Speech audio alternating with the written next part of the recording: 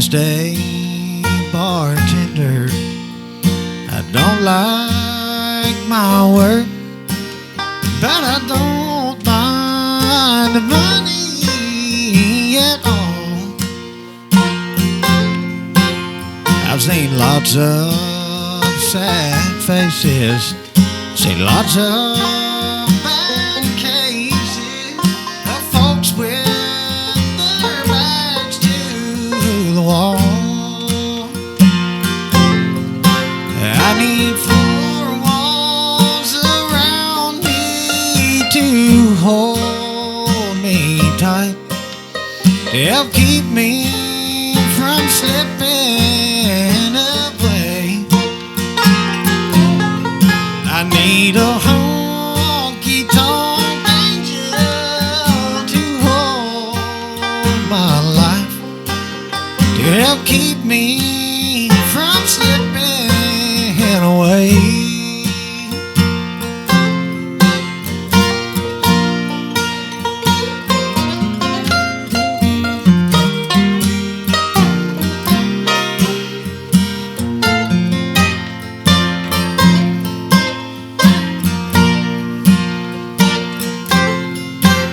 Now the smoke fills the air in this honky-tonk bar, and I'm thinking about where I'd rather be. I could gas up my old car, I could close down Lord's bar, I could cash out and mail in my keys. I'd still need four walls around me to hold my life, to help keep me from slipping away. I need a honky-tonk angel to hold me tight, to help keep me from slipping away, to help keep me from slipping away. Hey, hey, hey, hey.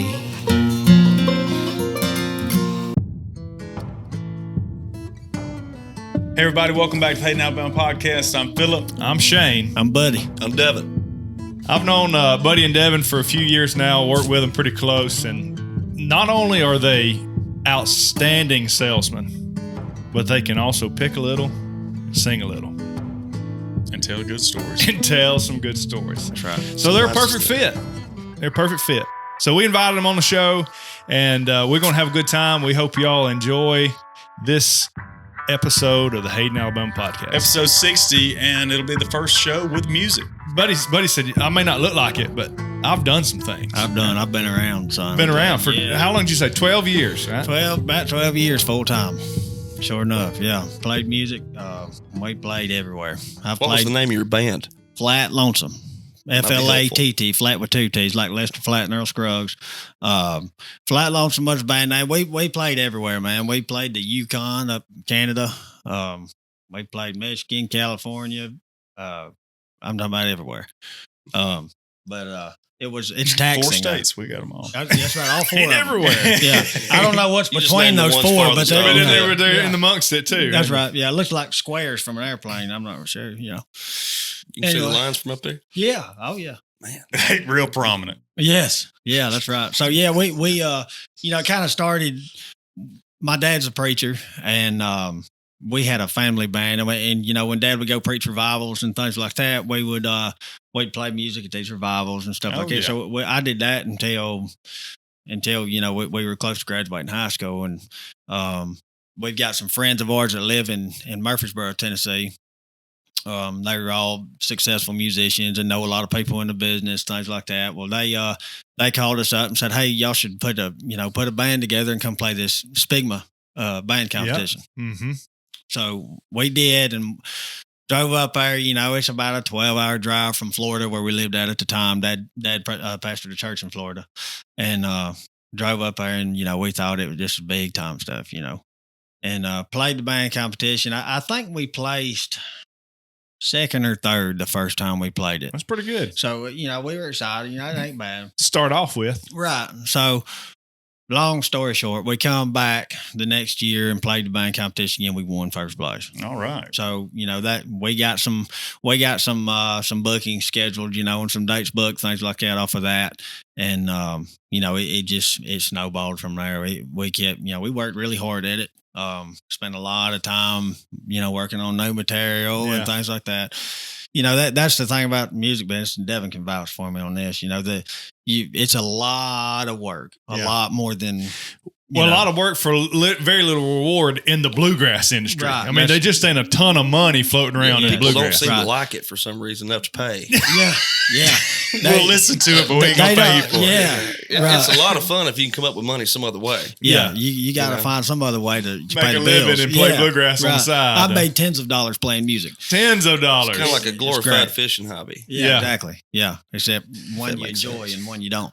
Well, not too long ago, we were sitting around talking, and y'all were telling me stories about some very prominent vocal artists that most people would probably know about. Right. So if you were to tell maybe some of the highlights, some of the real funny stories of playing music, going to shows, what would you tell some? What's one story you got to tell? Are you in trouble? Well, we hope you're not. But just in case you are, we know a good lawyer.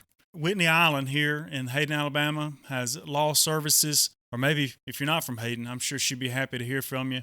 So check her out at islandlaw.com. We appreciate Whitney and her sponsoring the show. Since he's been talking so much, I'll probably start off. Give us a break. Yeah, let him rest. I didn't think you wanted to talk. You had them glasses on. Well, I just didn't want to see. I got you. So I was on tour with Celine Dion back in about 2018. Backup dancer, right? Huh? Backup dancer. Yeah, backup banjo player. Is he being serious? And that's time. I just got to take a time. We don't usually do this. Are you being serious? Well, devil knows. She don't have a banjo in her band. Okay. I was having a hard time hearing that near, far. I can do it. I mean, there ain't nothing to that part. That don't mean people want to hear. I thought I'd get you some stock laugh footage for Shane. You can dub that just in. Dub that in for 8 hours. But anyway, so we're back on the program. Yeah, we're back on it. No, we ain't never left. Okay, awesome. Yeah, Tag, you're it. Well, I really there's so many things that have happened. Maybe we ought to tell them how we met. Nah, I'll tell them. Tell them, Devon. So, they had been getting a little popularity over there. A lot more than you. And, well, yeah, of course. Yeah, easy. I wasn't really trying. Nah, you were a banker. And, I used to be really square, 490-degree angles. 4 corners. Just all the time. And you run the opposite way of a good time every time. If there was fun to be had, I was headed out. You're going to be part of it. If it's going to cost him anything special. Well, okay, let's go back to this, though. My master plan, at my best thinking, was to play the banjo. Mm-hmm. When that was what I wanted to be, was a banjo player. I mean, so anything after that point, you got to give a little grace to. Yeah, that's a bad plan from the start. So he was destined to a life of be a banjo player. A very successful good-looking and talented banjo player. Probably wanted worldwide for his talents. And so anyway, that started getting kind of popular. And the first couple times I was around him, I absolutely hated him. Yeah. That's because he couldn't be me. That's all that was. Couldn't stand him. He was a kid, and he had a lot of product in his hair, a lot of spikes going on. And he stank. Yeah, well, a little sweaty out there in Arkansas. It gets hot out there in them cornfield bluegrass festivals. It does, especially in the summer. Right. We were playing a show down in Louisiana, down there about DeVille with some friends of ours, and I was kind of dreading going down there and being tied up with him all weekend because I knew you'd be there. Have you ever heard of DeVille, Louisiana? DeVille? They're famous for the DeVille eggs. Exactly. DeVille eggs. That's exactly the point. It's by Alexandria. Nobody has. Right off 28. You got to go there on purpose. Just past Jonesville. And so, we were down there, we were doing our deal, and I'd seen him running around, and I'm kind of thinking, I really don't want to have to run into this guy because I didn't know him. He was afraid of me. I just made my own conclusions. Were fairly accurate. And we got in a jam that night, and everything clicked, which is It's pretty rare, you know. I mean, you've got to play music with somebody for a while to figure out what their natural tendency is going to be, and be able. It's kind of like reading people. And when you say jam, you don't mean like a pickle, not jelly. Yeah, we had broke out jellies. into a festive hour or two of playing music. Yeah, bluegrass music, just informally, and had a little campfire there going. It's cold, awfully cold. It was cold, and so finally it come up time for a break, and we were all glad of that. And so he came up to me over at the side and said, "Where are you from?" I'm thinking, man, here's this guy. And I said, "Well, I'm from North Alabama. What about you?" He said, "You know where Coleman is?" Of course, didn't answer my question. "You know where Coleman is?" I said, "Yeah, I know where Coleman is. It's probably an hour and a half away." He said, "I like the way you play banjo. I'm moving there in a month or two." He said, "Give me a number. I'll call you." So I thought, man, well, into the transaction, gave him the number. He'll never call me. Yeah. And that's been about, 13 years ago? Yeah. Never call me. Mm-hmm. He never called you? No. I did once, and it 13 took. years He figured ago, out. He figured out I wasn't there as bad as what he thought. I wished you'd never called me. Maybe it's been my best friend since. So then we kind of run all over the country and terrorized fans of bluegrass music hither and yon, and just made a lot of pretty cool memories we're fixing to share with you guys if you have any interest in it at all. And if you don't, now'd be a good time to turn to something else. It's good stuff, I promise. Yeah. Now's a good time to leave. Yeah, that's so swipe. Yeah, right. Swipe I up. ran out of stuff to say. I don't believe that. Not for one second. Getting into it. So, you want to take off on something? If you're in the market for a new house, I want to tell you about our latest sponsor, Vantage Plus. So they're general contractors. They specialize in new home construction, but also they do some dirt moving work. So clearing land, making roads. Y'all check them out. We'll make sure that we link the website and the phone number in the show notes. So I'll tell you a cool story. When I debuted on the Opry, Grand Ole Opry. That's right. In Tennessee, Nashville, Tennessee, up there where all the big people play. Facts. Yeah, big money up there. You know, we thought we had made it. Son, I'm talking about as a musician. A magician. Yeah, you think at some point in time, I've made it. Oh yeah, absolutely. And that's probably one of them. I'm playing on the Grand Ole Opry. I've made it. Yeah, absolutely. You know, and all this is a debut. So, it's, I'm nervous. And the only thing I can think is, there's a good chance I mess this up. I've made, my whole life is made up of one bad decision after another. I've learned everything the hard way. You know what I mean? If there's an easy way to learn something, I'd rather take the hard road. Yeah. So, thanks. So anyway, we get in there and I'm trying to play it cool, like, nah, I'm not nervous, I've been doing this for years. So we're going around and we had this manager and she knew everybody there, knows everybody in the business, country music, bluegrass, she knows them all. So she's going around introducing us to all these people. Well, she introduced us to John Conley. And I love traditional country music, classic country. That's what I was raised on. I love it. So it's a big deal meeting him. Yeah, so you knew who he was. Oh, yeah. So she introduces us, and I'm a little starstruck, and I shook his hand and said, "Nice to meet you," and all that. And one thing led to another. I can't remember exactly how it segued into this, but he reaches in his coat pocket, and his song "Rose-Colored Glasses" is big hit. Yeah, that was a big one. Yeah. How does it go? I don't know why I keep on believing you need me. So he reaches in his coat and pulls his glasses out, the rose-colored glasses, and hands them to me and gives them to me. Yeah, before we went on stage. It was really cool. Was that a Did that confidence mess booster? you up as you were going on stage thinking that just happened? A little bit. It wasn't a confidence booster. It was more like made it even more nerve-wracking. Yeah, it's like he was like, okay, here's these. If you can't ever live up to carry it on. Well, it didn't match what he was wearing at the time. So no, I was wearing a blue suit. Yeah, but no, it was cool. I think my manager had told him we did that song. We played that in all of our sets. So I think that was one of the songs we were playing that on the Opry. So I wore those glasses and sang Rose-Colored Glasses on the Opry. Well, that is cool. It was really cool. Really nice. How did you do? I think we did good considering. The thing that's tough, Consider Devon was there. I was there. I had to buy tickets. Yeah. I wasn't going to waste a good backstage pass on him. I mean, good Lord. No. I'm trying to make people think I'm somebody, Yeah. And then Cat Hat comes in, with his aviators on. That ain't gonna. Yeah, where do I park the bulldozer? Right, yeah. Well, you had those rose-colored glasses on. I mean, I just you just fit right in. I didn't have none. I had to wear these. Well, Did you get those from Tom Cruise? No, I bought them offline somewhere. Temu. I don't know, Tom. Yeah, Temu. It's them knockoff Ray-Bans. Those are Roy bands. Roy bands. Raymond bands. So that was a really cool experience. And the thing is about that, all the butterflies. So we did, I think we did 3 songs a day, 2 or 3.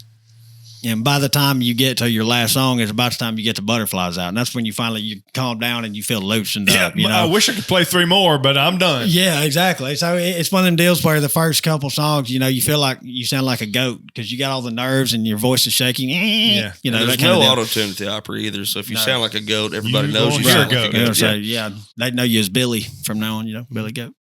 I've got so I don't know if anybody else is going to be interested in this, but I'm dying. I got so many questions. It on us, brother. I got so many questions. Yeah. So when you're invited on, you meet John Connolly, you go out there. So you're just on the stage. They pull the curtain, and how many people are in there? It'll hold 4,600. Yeah, there's a bunch. And it was packed. It was packed. I mean, and the thing is, it's kind of built up. So as far as you can see up, as far as you can see through the stage lights, there's people. So everybody can see. Yeah, and you're thinking, and is it going through your head how many great artists have played on the stage? I stand center, center of the stage, so I'm standing right in the circle. Oh wow! With the hardwood floor that the big guy stays in the middle. Yeah, that's I'm the one that want to see. I don't want to toot my own horn, but I'm standing in the center, so right there where Bill Monroe himself stood. That's exactly right. So there's all that stuff goes through your head, and the thing is it don't help. I think we got there. I think I got there 3 hours early or something like that. So there was nobody there, and I walk out on the stage. I think me and my dad, so I'm debuting on the Opry. Me and my dad walk out on the stage, and I'm standing there, and it's so overwhelming. Yeah, it's crazy. The feelings. You're standing in that circle, looking out in this auditorium. It's going to be packed, and a matter of time. And you're just going. Your goal is just do the best you can, and not to make a fool out of yourself. Well, so that's our goal too today. Yes, we don't do very good at that, but we set the bar there every week. Right. What about your debut? Good luck. Good luck, Devin. Didn't you debut one time? I got this one in the bag. Are you in the market to buy or sell a home or a piece of land? The experienced team at White Real Estate is ready to partner with you. Darren and Rhiannon White, Ryan Love, and Lisa Sloan are one call or email away. As a homeowner who has received their help, I encourage you, give them a call today at the number included in the show notes.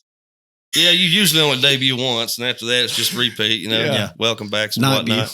So I'd made a living through college, playing music with a band that we'd started. And actually, my sales career, we kind of talked about, I started out selling fried pies all over the United States. We were sponsored by a purveyor of fried pies. And so my job was to sell somewhere around 400 to 500 a weekend. And that would be about a 3 or 4 day run. How'd you do? Huh? How'd you do? Oh. Normal Mapco wouldn't sell that many in 2 weeks. So I thought I was pretty good. I didn't get an award or anything, but I probably should have.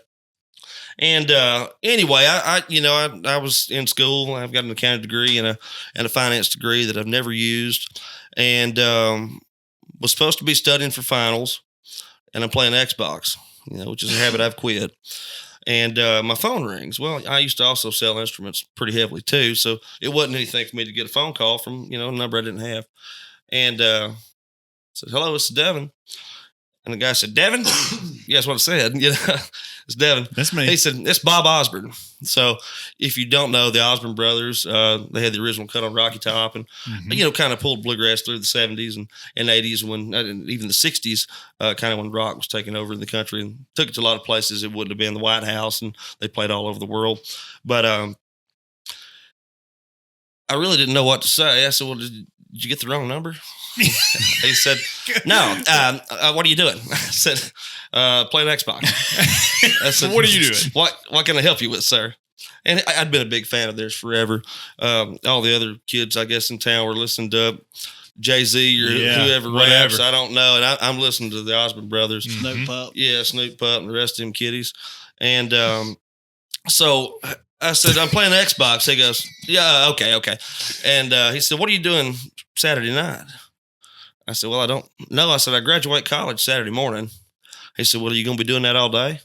So, I don't know. I've never done it before. So this time one more makes two. Yeah, I'll just be here for the long haul. When they run me off, I'll leave.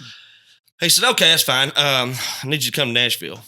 And I'm still wondering, like, how does he have my number? Yeah, wait a minute. I got lots of questions. Yeah. We had met at the Ernest Tubb Record Shop, and it was a very brief and interesting encounter, you know. And I didn't think he thought anything of me, and I'm over there just like drooling, watching him walk around. That's Bob Osborne, you know. Geez Louise, this is cool. I might be something someday. And I said, well, yeah, I can come to Nashville. And I said, oh, what time? He said, 9 o'clock. I said, where? And he goes, I said, are we playing the Opry? He said, yeah, something like that. And I said, I'll have to call you back. I just hung up the phone, you know. I got to call you back. I got to call you back. And so I nearly didn't do it. Did you really hung up the phone? Yeah, I had to do it because he couldn't catch me by surprise if he did it. It was already on my mind. And I will hang up. Yeah, I just cut him off, you know. And so I nearly didn't do it. Just because I really hadn't been playing that much, you know, I was in school. I got off the road maybe a month earlier, and just, you know, like when I was a professional football player, you know, I just quit working out when I got out of the NFL, and so thought about it, and I said, well, you know, if I don't, I'll probably never get the opportunity to again because I'm not extraordinarily talented. Did you hear that? So yeah, exactly, right. Opportunity. And so I called him back. I said, yeah, I'll be there, and he said, okay, great, we'll play 2 songs. We're talking about guys, they've got a 50-year recording career. I mean, they've got hundreds of songs. Could be anything. And I never learned any of them. Yeah. Like, I knew the words. I love their singing, but Sonny's banjo just wasn't my thing. And I said, well, at that time, I love it now. Yeah, at that time. That sounds kind of bad. But, and he said, yeah, we'll probably do Rocky Top, which, I mean, that's a given. He did that every week. And he said, then we'll do another one. I said, well, you have any idea what that might be? Because I might need to learn it, you know? He goes, you'll figure it out. And so he texted me later. As far as he was concerned, you should already know all their songs. He texted me like Friday morning, okay? And he says, hey, you know that song, The Old Oak Tree we cut in the 70s on that record that they got out of print? I said, no. No, record's out of print. I can't get it. He said, well, I cut it on my new record. I said, where can I get you a new record? He said, it comes out in 2 weeks. I said, oh, man, this is really adding up. But I knew the guy that wrote it. Jake Landers in Muscle Shoals, and I was going to UNA. And went to Jake's house, and Jake was like, yeah, you'll get it, man, no problem. We just visited, like, didn't accomplish anything I needed to know. And not any closer to knowing the Old Oak Tree. Yeah. And on Friday, okay, so they have the Friday Night Opry, and I was playing on Saturday where the Stars play, and they have, like, Eddie Stubbs used to have this request hour. How'd you get in? Son, I'm dry as a mouth full of sand. So Eddie Stubbs would always do this thing after the opera. It was request hour. You know, you call in. He'd play anything anybody wanted to hear except me. I called. I said, this is going to sound like a very strange request. Mm-hmm. Do you happen to have Bobby's newest record that's coming out in 2 weeks? He said, yeah, I've got it in my briefcase. I said, okay, I'm playing the Opry tomorrow night. With him. You still haven't practiced this song. Have never heard it. Okay? It's just words. Like 2 most days songs. left. Yeah, no. This is the night before. This is Friday night. 1 day left. Yeah. We're getting down to the wire. And I said, so I'm playing Opry with Bob. And I said, it would really mean a lot to me if you would just play that song. He said, yeah, well, we'll see what we can do for you, Devon. And I sat there till 1 o'clock in the morning when he went off. And at the very end of the program, he played Let's Be Sweethearts Again by the Osborne Brothers and sent it out to me, which did me no good. No good. That wasn't the one you wanted to hear. No, it didn't. Once again, I have no help in this. I'll try to make it brief. So, yeah, I go graduate college with honors, you know, like I was probably expected to do. I'm not really concerned about wearing a dress and a silly-looking hat. I want to get up there and get to the Opry, but I'd never been before. I just like seeing it on TV, you know. And it's raining cats and dogs. So I've got my mom, my sister, my dad with me, you know. And I called my buddy. I knew a guy that was playing guitar for Bobby at the time. I said, hey, where do I need to drop my folks off? You know, like, I reckon I got to go in a different door. He said, oh, yeah. Look, just drive around. You'll see a bunch of lights, big doors. Let them out there. They'll be fine. Mm-hmm. So I let them off at the Gaylord, you know, like 200 yards away. Yeah, that's a good bit away from there. Yep. But we only had one umbrella because, you know, I had to look good. And you were a star. So I was a star. And the curly hair I had didn't do well with the rain. Yeah. So we get back there. Bobby is as nice to me as anybody ever could have been. Okay. And he said, man, I've been looking forward to this. And I'm still thinking, like, you heard me play for 30 seconds before you shot out of the record shop up there. And he said, well, let me show you around. So he showed me, all these pictures of folks who were contemporaries of his. I mean, Hank Williams Sr., Ernest Tubb, all those guys. And we passed little Jimmy Dickens in the hall, and he introduced himself and that kind of thing. Yeah. I met him one time. We did. Coleman County Fair. Coleman County Fair. So, yeah. Sure did. Got a signature on hat. Yeah. Little Jim was great, and so we go in to warm up. At this time, Bobby's 84 years old. Okay. And been around the block. Still a hoss. Several times. Still a hoss. And he said, do you know Rocky Top? I said, yeah, I think so. He said, I hope you do. He said, because if not, you're going to be the most embarrassed man that's ever lived, because about 2 million people fixing to hear it, across the world on radio and all that kind of thing. So I had to be sure I knew it. And we walked out, and I'm there under the guys that I'm just filling in for Chicken Hawk, who was playing banjo for him at the time. Yeah. And so Bobby, we're standing there in the wings. Brad Paisley and Carrie Underwood are playing. House is packed. The back's packed. It's pretty cool setup. And he said, well, Bobby clicks a lot when he talks. Well, Devin, he said, I'm looking for a banjo player. I said, well, good luck finding one, Bobby. Yeah. Still no clue. Yeah. And he goes, well, I figured there wasn't a better place to try one out than right over there. And that's when it hit me. This is like an audition, Yeah. And they had to sneak it in on me because, I was fairly aloof. Yeah. And I said, well, man, I really can't. I'm going to get a job at a bank. I'm sure somebody's going to hire me. I don't have a job yet, but I'm sure they'll be lined up. I've got a resume and a suit. And he said, well, I said, and I thought I was just here filling in. He goes, yeah, well, I fired Chicken Hawk. And okay. And he said, yes, he's no longer with us, and it's your night to audition.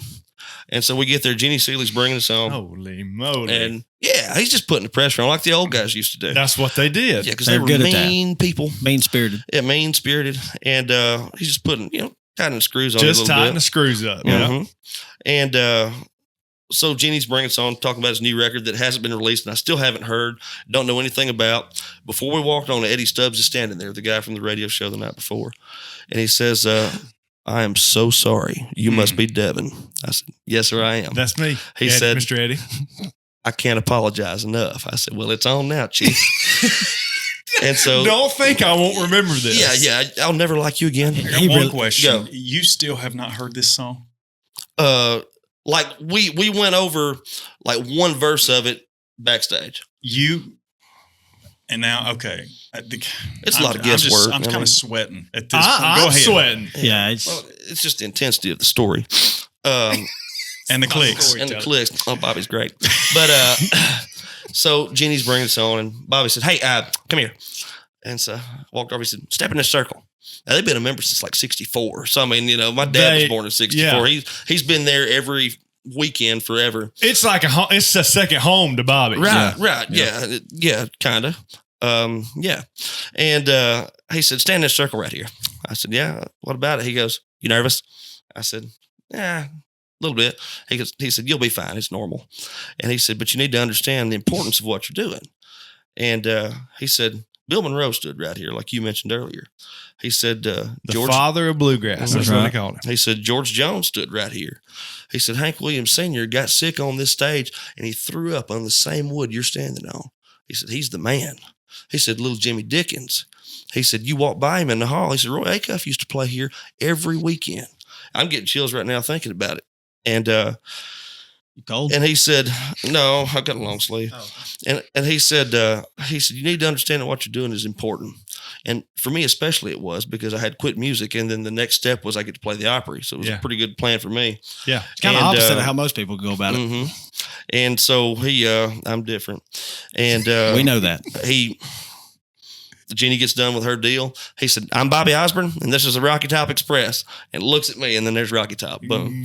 Go. Yeah. And like Buddy said, it's the fastest passage of time I think a person ever experiences. You don't get a chance to enjoy anything. Yeah, it's just over. It's literally when you're done, it's you don't even know. You have no idea if you did good, if you completely messed it up. Like, it goes so fast, and there's so much emotion and nerve. That obviously I've never done, and will probably never. Let me get the If banjo. you get the Let me get your banjo. How did the Go other ahead. song go? That's where I'm at. What, tell me about the other We only song. had to play one.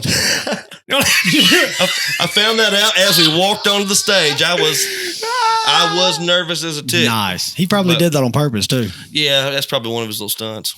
But the thing that Devin didn't tell you is Devin nailed it too. He nailed Rocky Top. Absolutely. And what did he say? So the audition that was your audition. Mm-hmm. What'd they say after the show? You fired. No, I'm kidding. I just ran away like a little girl as soon as I ended it up, and went back, had my banjo in the case. I thought, man, this couldn't have gone any worse because I can't even remember what happened. Like it's just gone weird. blank, you know. It's weird. And so Bobby comes back there and he's like not making eye contact with me. I thought, this is great. He hates me. Yeah. And he goes, well, you got the job. I said, On the spot. well, Bobby, I mean, I've got to go to work and, you know, I've got a degree and I got to go work at a bank or something like that. He said, no, scratch that. I want you to play for me, you know? And I said, well, it's a dream. Like really, I said, and I'm trying to come up with every excuse I can possibly muster. And I said, you know, I love you guys' music. I've listened to you for so long and it's the singing that gets me and you don't want me to sing with you. And I said, so I just never learned any of Sonny's banjo stuff. And the Osborne brothers, Sonny being the banjo player, it's a very important part of his sound. And he said, well, you know, it's kind of like this, House. I said, okay. He said, I called you up here because I like the way you play. And I wanted to hear you play. And he said, I stood beside that brother of mine 50 years. He said, I've heard all of him I want to hear. And which is like crazy, you know. But he said, well, who do you like? I said, well, I like J.D. Crowe. He said, yeah, that'll work, which is like my hero, you know. Yeah. And like he wouldn't let me say no. So I just kind of filled in. I think I did 12, 13 dates between jobs, you know, and then I would go up some weekends. He wanted me to come back and play the rhyming and all that stuff. It was a lot of fun. Man, that is crazy, cool. Man. That is really Thanks. cool. I mean, I still don't like you, but man, that was really good story. It don't get any better. I still don't. I've been friends with him for 13 years and still don't like him. You've seen the best at this point. Exactly. And it ain't much. He wasn't looking back at him in a mirror. I promise you that.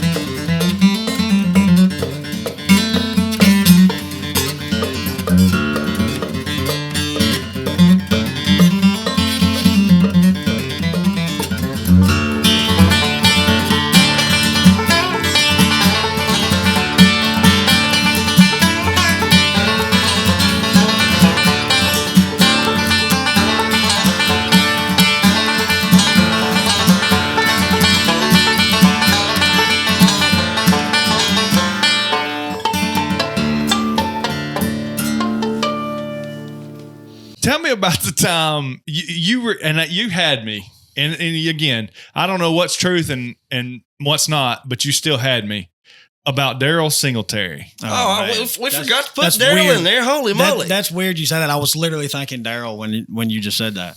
I need to start a band.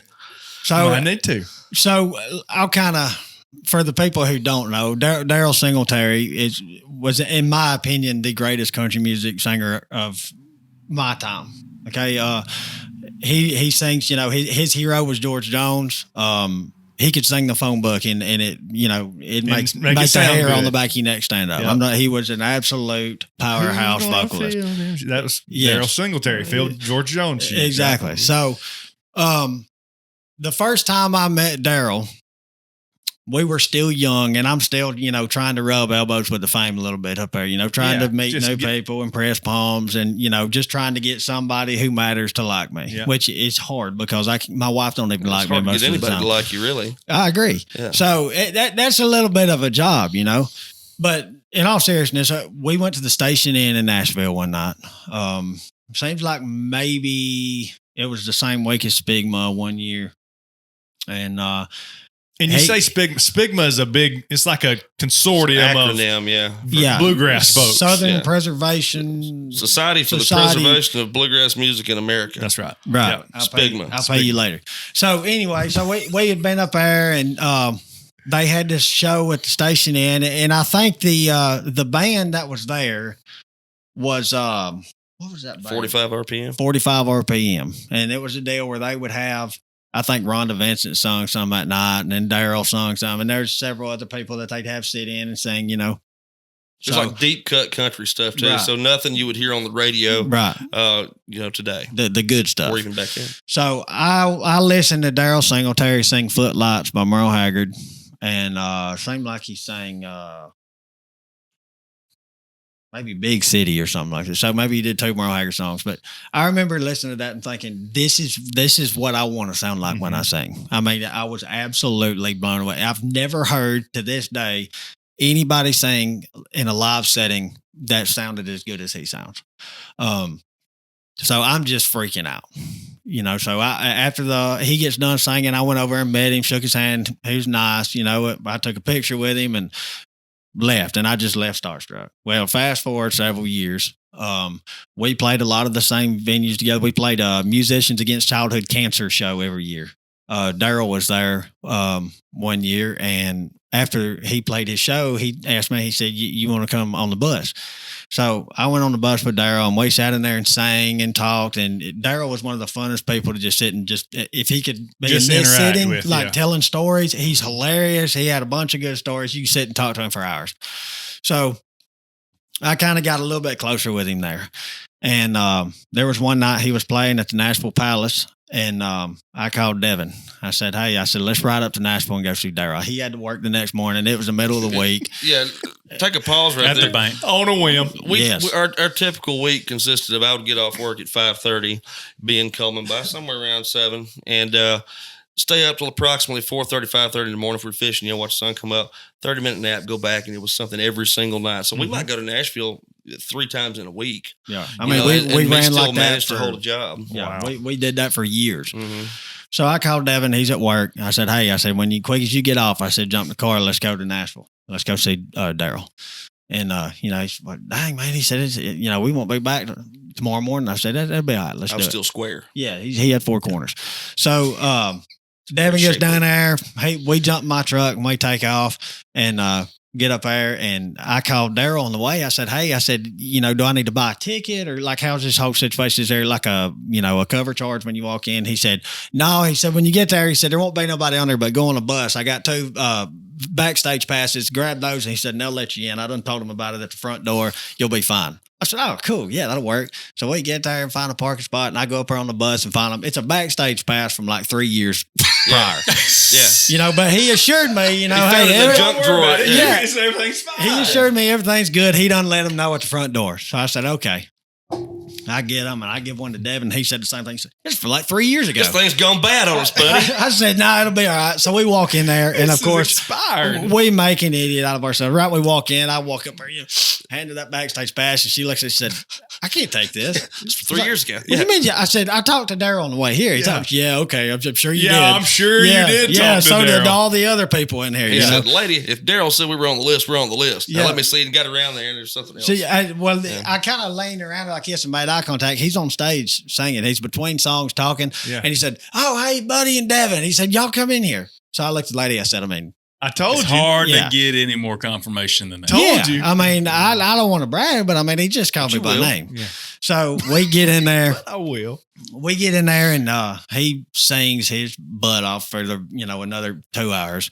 And he gets done. He says, hey, y'all come to the bus. So we walk up there and this is a cool story. So we get up on his bus and me and Devin and him, he had this joke. I don't know. He was stuck on this joke. He took his boots off and, kicked his old sweaty feet up, and he had these socks on. They were blue. And he kept saying, these socks were white this morning when I put them on. Of course, about every 30 seconds. Yeah. I mean, said he had the blues, I guess, He really sang. If he said it once, he said it 1,000 times that night. Yeah, somebody else would walk on the bus and say, hey, Jim, these socks were white when I put them on this morning. We'd all laugh in the middle of another conversation. So then some other people had come up in there, some, big wig people. I don't know if it's producers or the owner of the venue he was playing, but as soon as he got on there, Daryl said, "Hey, y'all come outside. I got to show you something." Because he didn't want to talk to nobody. I just thought about this. I was wearing this hat. You were wearing that hat. So I was sitting, we were on the bus and I was sitting up here in that chair. He said, "Oh, hey man," that's when he said, "Y'all come on. I got something for you in the truck." Now, Daryl's the kind of guy that's got a big Prevost tour bus, fit for road travel anywhere in the continental U.S. And super nice rig, but he had his driver take that down there, and he drove his little F-150 down there with a big Georgia Silverado. back. Silverado. Yeah, it was gray. a nondescript truck. Yeah. And so he said, "You like them trucker hats?" And I go, he said, "Yeah, I got y'all something. Come on." So we walked down there to his truck, and he gets in there, opens the driver door, and reaches back there, and he's got this, I'm just an armload of Daryl Singletary, Richardson trucker hats, best hats you can get.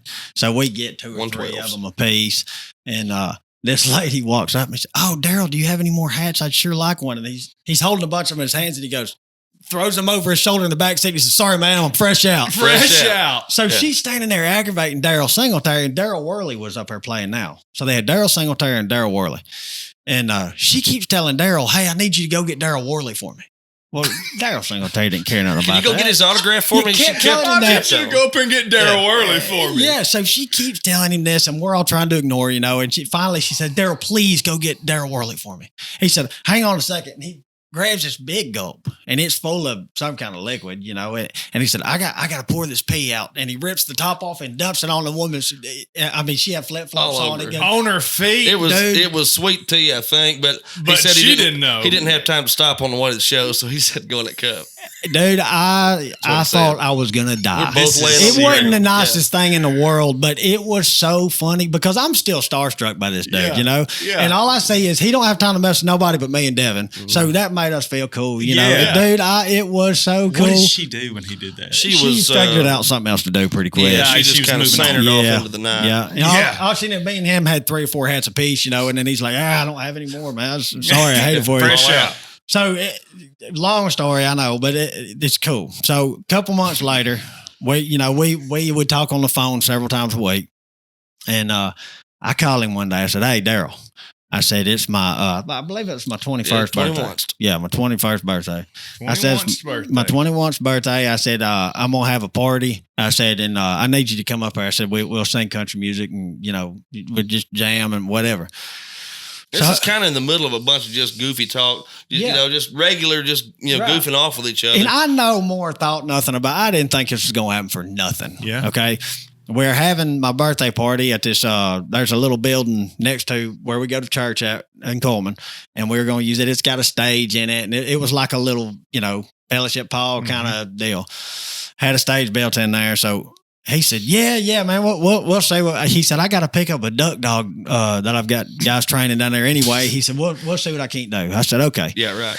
Well, dude, the morning of this party, it's 7:30 in the morning, 8 o'clock. I'm a musician. I didn't get up before 11 most days.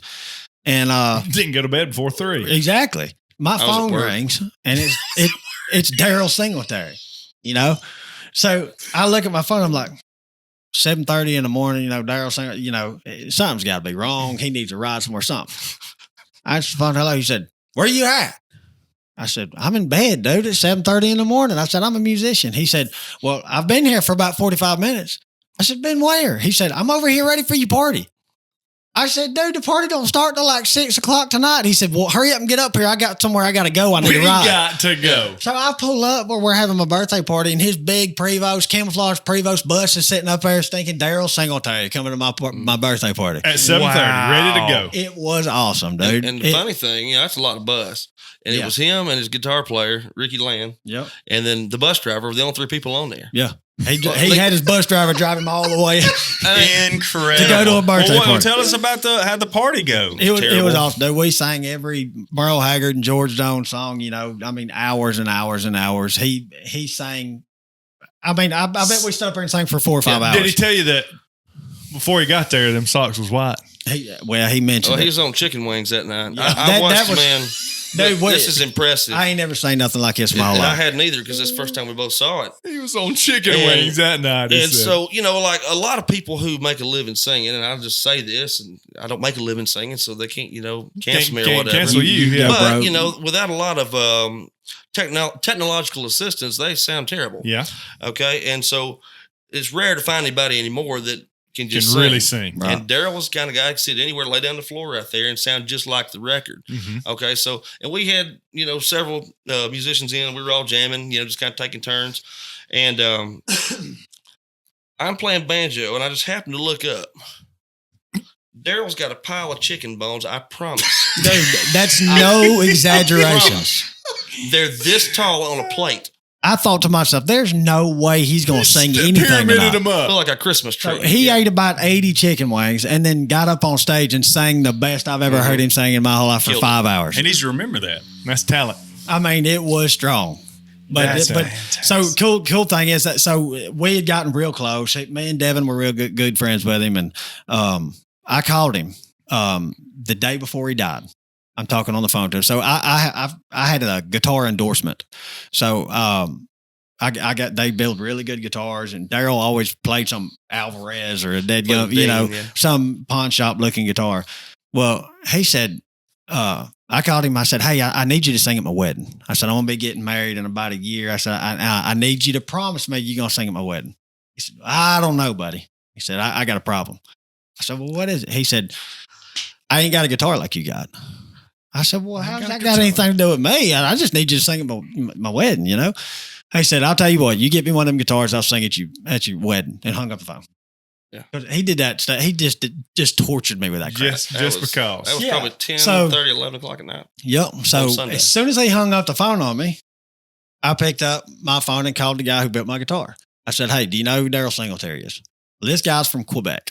Okay, so he may or may not know him. Well, I think he had heard of him, kind of know who he was. I said, well, look, I said, I need you to trust me. I said, this is going to give your business really good advertisement. It's going to get played everywhere. You need to build him a guitar. Yeah. Build him the same guitar you built me and send it to him. So he said, okay, we can do that. So I called Daryl back. I said, I've got you one. He's building it. I said, it'll be a couple months. I said, so, just chill out. We'll get it. He said, all right. He said, you got a deal. I'll sing at your wedding. Wow. The next morning I get up. I worked at Lowe's down there in Coleman. And I got up, was in the shower. My phone rings and it's weird. Something told me to answer it. So I turned the water off in the shower. I'm standing there soaking wet and I answered the phone. Hello, it's my sister. She said, did you hear about Daryl? I said, no. I said, I talked to him last night. She said he died. Man. I think it was less than an hour after I talked to him. Unbelievable. Man. He died. How did he pass? He had a heart attack. Oh. He got kicked in the leg by a horse. He passed the blood clot. And he wore a brace on it for a long time. He wasn't super active, so I think it had something. Being on the bus a lot of times, I mean, you can't exactly get up and walk across right. The road. So right. So passed the blood clot, went his heart and killed him. Nearly instantly. The next day. Unbelievable. Yep.